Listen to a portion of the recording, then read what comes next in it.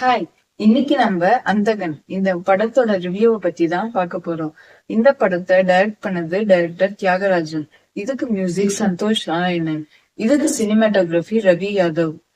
இத ப்ரொடியூஸ் பண்ணது star movies.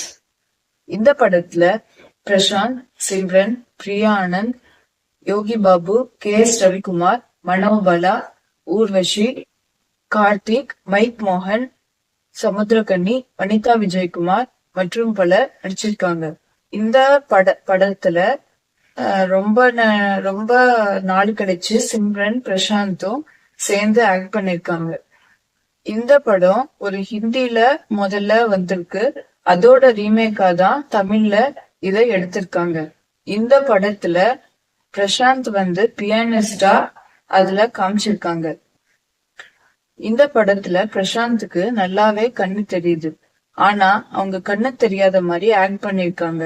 ஏன்னா அவங்க டேலண்ட வளர்த்துக்கணுமா, அதனால ஆக்ட் பண்ணிருக்காங்க. பிரசாந்த் நல்லா வாசிக்கிறத பார்த்துட்டு கார்த்திக் தன்னோட வீட்டுக்கு ஆனிவர்சரிக்காக அவங்கள கூப்பிட்டு இருக்காங்க. அங்க பாத்தீங்கன்னா அவங்களும் போறாங்க. அங்க பிரசாந்த் போன உடனே கார்த்திக் இறந்து கிடக்குறாங்க. அப்புறம் அத பார்த்துட்டு ஏன்னு அவங்களும் திங்க் பண்ணிட்டு இருக்கிறாங்க. அப்புறம் கார்த்திக் அவங்க வைஃப் அவங்கள மர்டர் பண்ணிருக்காங்க.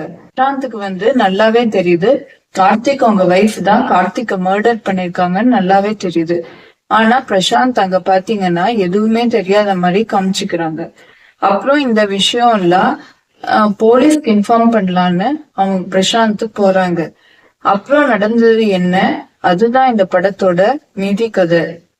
அந்தகன் கிரைம் த்ரில்லர். தேங்க்யூ.